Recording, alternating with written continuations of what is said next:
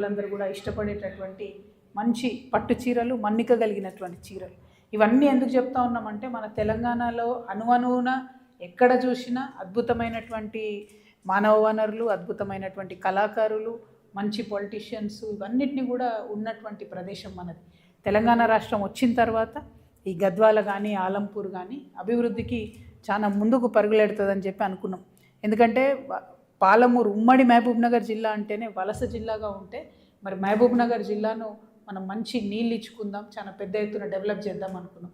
అంతకుముందు ఆంధ్రలో ఉమ్మడి ఆంధ్రప్రదేశ్లో ఏముండే మన పరిస్థితి, వరల్డ్ బ్యాంక్ చైర్మన్ రావాలంటే ఇక్కడ వచ్చి చూడాలి మన దగ్గర మన ఎగ్జిబిషన్లో కోతులను చూసినట్టు చూసి మనకు డబ్బులు ఇచ్చి పోవాలి. అట్లాంటి ప్రయత్నం ఆనాడు జరిగింది. సరే, ఎంత మంచైంది ఎంత చెడైంది అన్నది నిన్న నా 2 రోజుల పర్యటనలో మాత్రం తెలిసింది.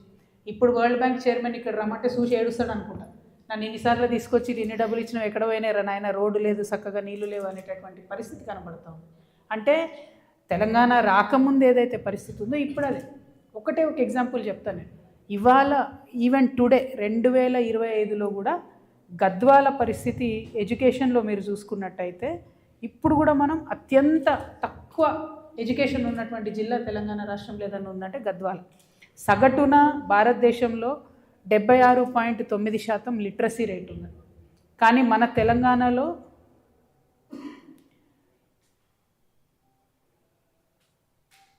సగటున భారతదేశంలో 80.9% లిటరసీ రేట్ ఉంటే మన తెలంగాణలో తక్కువ ఉన్నది. 76.9% మన తెలంగాణలో ఉన్నది. అందులో మరీ ముఖ్యంగా రూరల్ తెలంగాణ అంటే అర్బన్ తెలంగాణ, హైదరాబాద్ చూసుకుంటే మీరు 76.9% కనబడుతుంది. కానీ రూరల్ తెలంగాణ మన గ్రామీణ ప్రాంతాల్లో మాత్రం 69.9% ఉన్నది. అంటే భారతదేశ సగటుకి దాదాపు 11% తక్కువ మన దగ్గర శాతం ఎడ్యుకేషన్ ఓవరాల్ తెలంగాణ చెప్తున్నా నేను. అదేవిధంగా మహిళల యొక్క శాతాన్ని చూసుకున్నట్టయితే తెలంగాణలో 65.9% ఉండే, పోయిన సంవత్సరం నుంచి ఈ సంవత్సరానికి 61.1% పడిపోయింది. దేశవ్యాప్తంగా మహిళల ఎడ్యుకేషన్ పెరుగుతుంటే మన తెలంగాణలో మాత్రం మహిళల ఎడ్యుకేషన్ 4% పడిపోయింది. ఇక తెలంగాణ రైజింగా ఫాలింగా మరి మనమే ఒకసారి ఆలోచన చేసుకోవాలి. ఎందుకు తెలంగాణ రైజింగ్ అని సంబరాలు చేసుకున్నారో ముఖ్యమంత్రి గారే చెప్పాలి. ఇక గద్వాల విషయానికి వస్తే ఇంకా దారుణం ఏంటంటే 49.8% మాత్రమే ఇప్పటికీ కూడా మన ఎడ్యుకేషన్, మన లిటరసీ పర్సెంటేజ్ ఉన్నది. అందులో మరి ముఖ్యంగా మహిళలది చూసుకున్నట్టయితే 39.4% మాత్రమే మహిళా ఎడ్యుకేషన్ ఓవరాల్ గద్వాల్ జిల్లా 2 నియోజకవర్గాలు కలిపి ఉన్నది. ఇక పర్టికులర్గా కేటితోటి మండలం ఏదైతే గట్టు నుండి విడిపోయి కొత్త మండలం అయిందో అక్కడ చూసుకుంటే లోయెస్ట్ 33.77% ఓవరాల్ లిటరసీ రేట్ ఉంటే మహిళలది అత్యంత దారుణంగా 23% మాత్రమే ఉన్నది. ఇక ఇక్కడున్న డీకే అరుణమ్మ గారు ఉన్న పార్టీ బీజేపీ బేటీ బచావో బేటీ పడావో అంటారు. మరి ఏం పడాయిస్తున్నారో, ఎక్కడికి వెళ్ళి పడాయిస్తున్నారో నాకైతే అర్థమైతే లేదు. ఆవిడ సొంత జిల్లా, సొంత ఇలాకా గద్వాల జిల్లాలో కేటితోటి మండలంలో మహిళా అక్షరాస్యత రేటు 23% ఉంటే డీకే అరుణమ్మ గారు ఏం చేస్తున్నారు? నేను ఈ ప్రశ్న సూటిగా అడగదలుచుకున్నాను. ఓవరాల్గా గద్వాల రాజకీయం అంతా చూసుకుంటే మీరు నాకంటే ఎక్కువ మీ అందరికీ తెలుసు. నేను కొత్తగా వచ్చిన, మొన్నటిదాకా నన్ను నిజామాబాద్లో ఖైదీ చేసి పెట్టారు. ఇప్పుడిప్పుడే నేను తెలంగాణ అంతా తిరుగుతున్నా మళ్ళీ ఉద్యమం తర్వాత. నేను మిమ్మల్ని రాజకీయంగా, మిమ్మల్ని పత్రికా మిత్రులు మీ ద్వారా ప్రజల్ని కోరుతా ఉన్నా. ఒకటే కుటుంబం కదా ఇన్ని రోజులు పరిపాలన చేసి, ఒక్కసారి మధ్యలో గట్టు భీమన్న గెలిచిండు ఒక 5 ఏళ్ల కోసం. ఆ తర్వాత మొత్తం వీళ్ళే కదా, మొత్తం స్వతంత్రం వచ్చినప్పటి నుంచి ఇప్పటి వరకు ఒకటే కుటుంబం. వాళ్ళ బావలు, అక్కలు, అన్నలు, తమ్ములు, వాళ్ళు ఇప్పుడు మేనల్లుడు, వీళ్ళే పరిపాలన చేసి. మరి ఇంత పరిపాలన చేస్తే ఈ 2 రోజుల పర్యటనలో తెలంగాణ రాకముందు ఆలంపూర్లో రోడ్లు ఎట్లున్నాయి, ఇప్పుడు అంతకన్నా అధ్వానంగా ఉన్నాయి. గద్వాలలో కూడా అంతకన్నా అధ్వానంగానే ఉన్నాయి రోడ్లు తప్పితే కరెక్ట్ లేవు. ఎందుకు లేవు అంటే దానికి రకరకాల కారణాలు ఉన్నాయి. ఆ కారణాలు కూడా చెప్తాను. కానీ నేను ఎంత బాధ అనిపించిందంటే ఆలంపూర్లో ఒక దగ్గర పిల్లలు చెప్తా ఉన్నారు, రోడ్డు బాగాలేదు, మా దగ్గర స్కూల్ బస్సు రాదు కాబట్టి మేము స్కూల్కి పోవడం లేదు. అంటే బస్సు వస్తే కనీసం స్కూల్కి పోయే అవకాశం ఉంటుంది. చాలా ఊర్లలో 1 నుంచి 5 వరకు మాత్రమే ఉన్నది, 1 నుంచి 8 వరకు మాత్రమే ఉంది. 10వ తరగతి పోవాలంటే ఆడపిల్లలు 5-6 కిలోమీటర్లు దాటిపోవాలి. ఆ రోడ్లన్నీ ఎంత దారుణంగా ఉన్నాయంటే ఇసుక టిప్పర్లు పోతున్నాయి. కొట్టిపోతే అడిగేటోడు కూడా దిక్కులేడు. ఆడ ఇంతింత గుంతలు ఉన్నాయి, అందులో మస్తు మంది పడిపోయినారని చెప్తున్నారు. ప్రతి ఊర్లో ఆక్కుంటూ వచ్చినాం. మీరు మా పర్యటన చూసిరో లేదో, ఏమి హడావుడిగా మీద రాజకీయ పర్యటన కాకుండా ఒక అధ్యయనం చేసేటట్టుగానే పర్యటన చేసినాం. చాలా చాలా బాధాకరం ఇది. డెఫినెట్గా అరుణమ్మ గారు, కృష్ణమోహన్ రెడ్డి గారు ఆన్సర్ చెప్పాల్సిందే. ఒకటే కుటుంబాన్ని ప్రజలు పదే పదే పదే గెలిపిస్తూ ఉంటే మీరు ఏం చేసిండ్రు? లిటరసీ రేటు లేదు, రోడ్లు లేవు, ఏమున్నది మరి? వ్యవసాయానికి నీళ్ళు ఇప్పుడిప్పుడు వస్తున్నాయి, అది కూడా తెలంగాణ వచ్చినాక అంతో కొంత వచ్చినాయి, పూర్తిగా రాలేదు.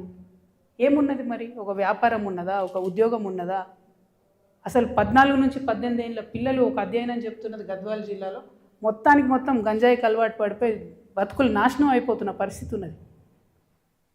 ఎందుకు ఇట్లా? మీ కుటుంబాన్ని గెలిపించడమే పాపమా?